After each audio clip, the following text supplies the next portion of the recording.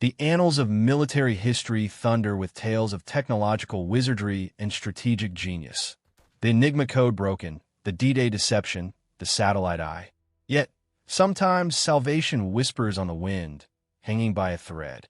It is in the most primal, low-tech moments that human ingenuity burns brightest against the dark.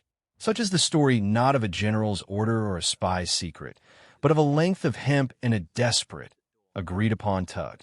This is the astonishing, near-mythic account of how a simple rope signal saved 400 soldiers from meticulously planned, catastrophic ambush.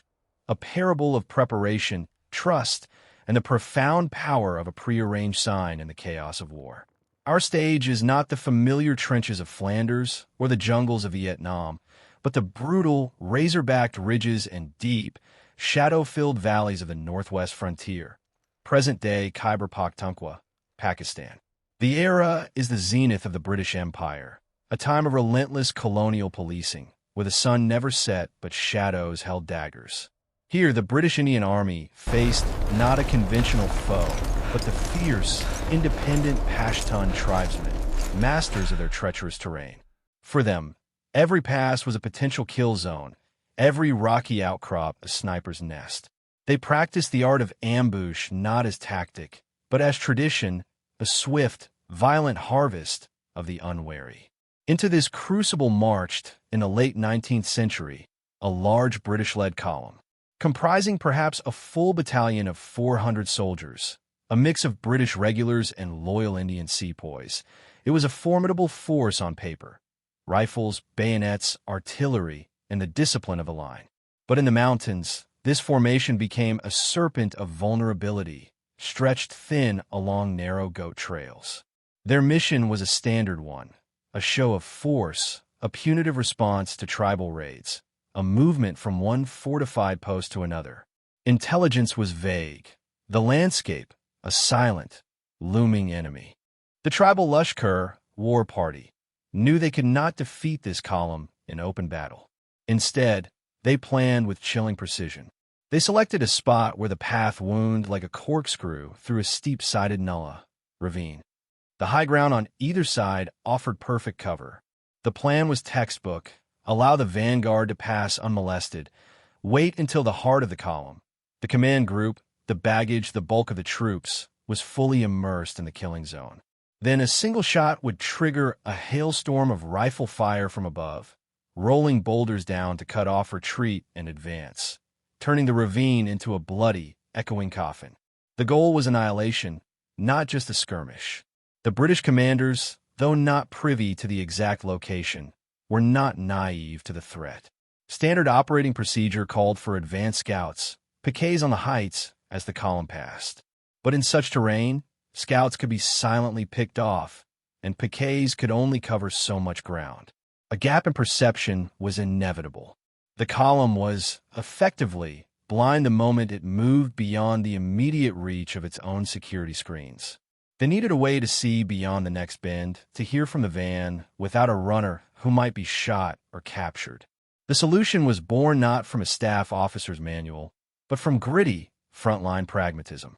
Before setting out, the commanding officer and the officer leading the advance guard established a simple, fail-safe communication system. They took a long, robust hemp rope, strong enough to be felled over distance, but light enough to be carried. One end was held firmly at the core of the main column, with the CO himself likely overseeing it. The other end was taken forward, far ahead, with the advance guard, the eyes and ears of the serpent. The signal protocol was brutally simple, designed to cut through noise, confusion, and even the possibility of a compromised messenger. It had just two states. A steady, continuous pull meant all is clear. Advance, a series of sharp, distinct tugs, a pre-agreed pattern like 3 quick pulls, meant ambush ahead. Stop immediately. Prepare for attack. No semaphore flags could be seen around bends. No shouted message could be heard over wind and distance without alerting the enemy. No runner could convey urgency faster than a taut line. This was binary code in its most physical form, the safe bit and the danger bit. The column began its march, the rope paying out like the thread of Ariadne in a labyrinth of stone. The main body, trudging in the dust-choked wake of the vanguard, was tensely aware of its own blindness. All eyes, periodically, were on that limp rope. It was their sole tether to reality, their collective lifeline. As they approached the fateful ravine, the scouts ahead, perhaps seeing a too quiet flock of birds, a misplaced rock, a fleeting shadow, or simply feeling the oppressive, watchful silence, realized the truth. They were being led into a trap. The perfect kill zone lay just ahead. There was no time for debate. A runner sent back would be too slow and might trigger the ambush prematurely. A shot would certainly do so. In that heart-stopping moment, the officer in charge of the advance guard did not hesitate. He seized the rope and sent down the line the prearranged signal, the sharp, urgent, unambiguous tugs of warning. Back in the main column, the signalman holding the rope felt the vital tremor. The message was immediate, physical, undeniable. There was no, "I think I heard something," no, "perhaps they mean something else." The code was absolute. The order roared down the line, "Halt!" The entire column, all 400 men, froze in place. Those at the front could not see the threat, but they trusted the rope. The discipline was instant. The tribal warriors, hidden above, watched in baffled fury. Their prey had stopped just short of the killing zone. The head of the serpent was in view, but its body, the vital mass, remained outside the trap.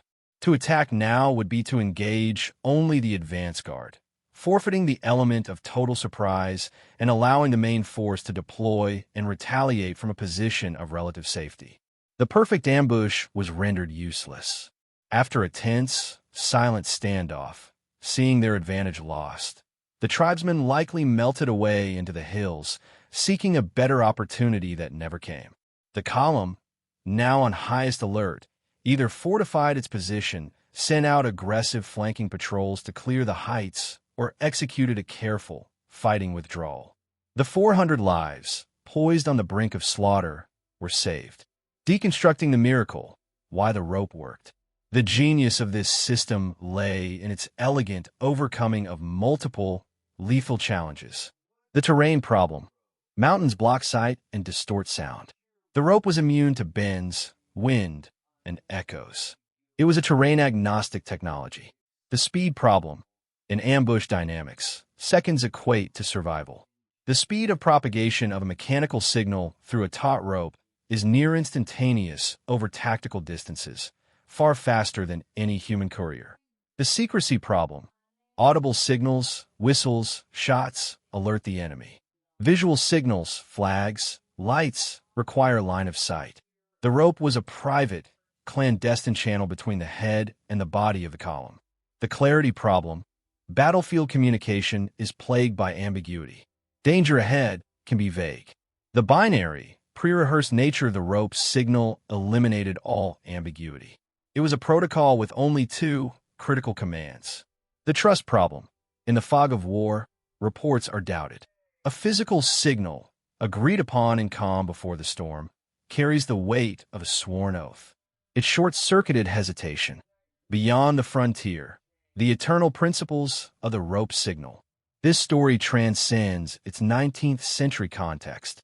It is a timeless case study in effective communication under extreme duress. The rope is a metaphor for any robust, pre-established, and unambiguous failsafe. In aviation, pilots and air traffic controllers use standardized, clear phraseology. Mayday is not a suggestion. It is the ultimate rope tug, triggering immediate and precise emergency protocols. In critical infrastructure, nuclear submarines have emergency action messages with verified codes. Power grids have kill switches. These are digital rope signals. In search and rescue, a climbing team on a ridge uses rope tugs. 1 tug, "I'm okay." 2 tugs, "Take up slack." 3 tugs, "Emergency." A direct descendant of our story. In personal safety, a simple text code word to a friend, a distress beacon, a check-in schedule. These are modern, personal rope signals for navigating a dangerous world. The lesson is not to carry hemp into boardrooms or on city streets. The lesson is in the principles. Simplify. Pre-agree. Ensure clarity. Build redundancy. Trust the signal. The 400 soldiers saved that day did not owe their lives to a new weapon or a grand strategy. They owed it to a moment of humble foresight, to the officers who, knowing the limits of technology and the cunning of their enemy, devised a way to feel danger. In an age hurtling towards artificial intelligence and cyber warfare, the story stands as a poignant monument to human cleverness in its most basic form. It reminds us that before we look to the satellite, we must ensure we have a firm grip on the rope connecting us to one another. From the final decisive moment, when the ambush is sprung in the silence of our own personal or collective ravines, our survival may hinge not on a shout, but on a simple, saving tug.